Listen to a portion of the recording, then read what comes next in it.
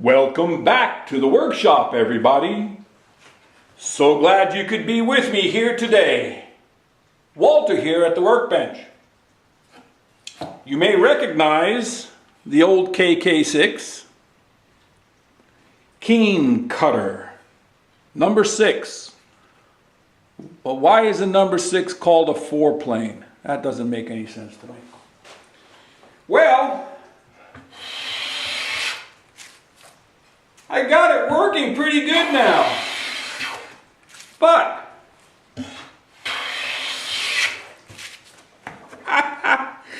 it's got a Stanley lever cap, a Stanley blade, and a Stanley chip breaker. It's what we call a Frankenplane, like Frankenstein.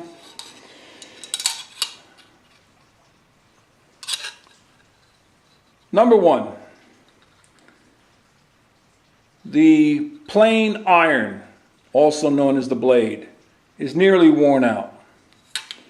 The chip breaker, while it's still functional, not in perfect condition. And the lever cap, that got me really confused. You put this assembly together, and the lever was doing nothing. If the lever cap cannot work, it cannot put pressure down on the front edge, nor can it put pressure down on this back section so that it lays perfectly on the frog. So I looked a little more closely. Why isn't this working? And I saw that there was a circle here. I don't know if you can see it. To where it looks like there was casting that has worn off or never existed or was filed off. That would have been a big mistake. So what was happening, and I don't know if you can see this, but the lever presses down on the spring in here. Okay, can you see any of that?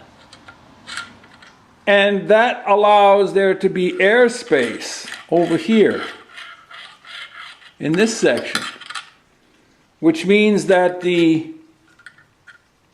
depth adjuster moves the yoke, and the yoke goes through the chip breaker.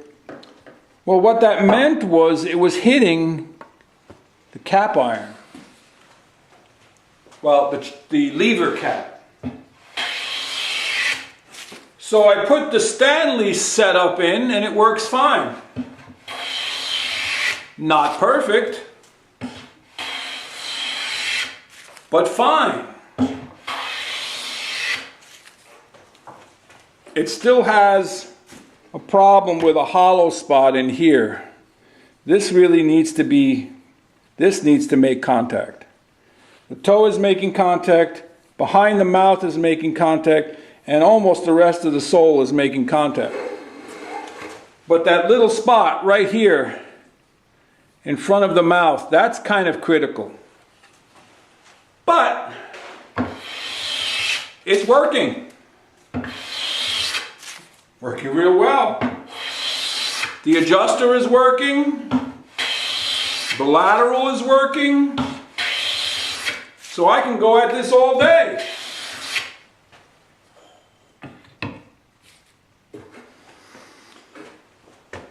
So what's the moral of today's story?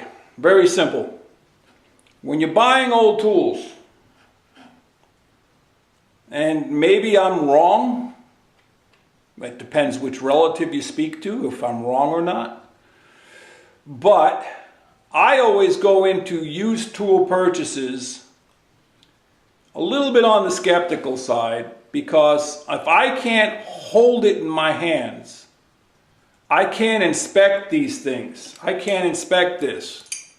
I have to assume that it's working well. if I don't see a picture of the back of the blade, I don't know how far this has been ground down. Can this all be fixed? Yes. All I need, in reality, I can put a wedge in there and that'll work, that'll function fine. Or I could take and drive the pin out from this lever and then braze on to the lever some more material and then smooth it off. And then that'll work fine. Or find another plane, a donor plane, or plane parts, and just go ahead and rebuild it. I can get a brand new set, and I know a good guy who has the Ron Hawk irons in stock. Who's that, you ask? Oh, me. I can get a new set of chip breaker and blade. That's not the issue. But when all is said and done, after you make all those repairs and replacements, you're way past the cost of the plane.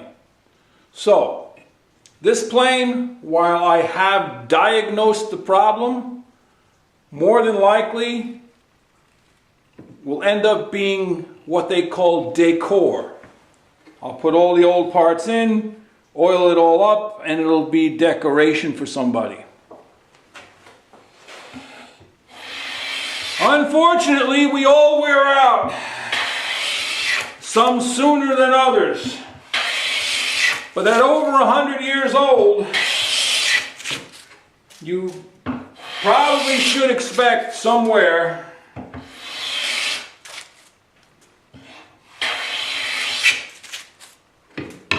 That's about it for today. Hope this helps somebody gain a little bit more perspective. If you found this useful, informational, educational, maybe entertaining, give it the old thumbs up. Don't forget to subscribe so you can come back and see some other things that may be a lot better than this. And don't forget, head out to your shop.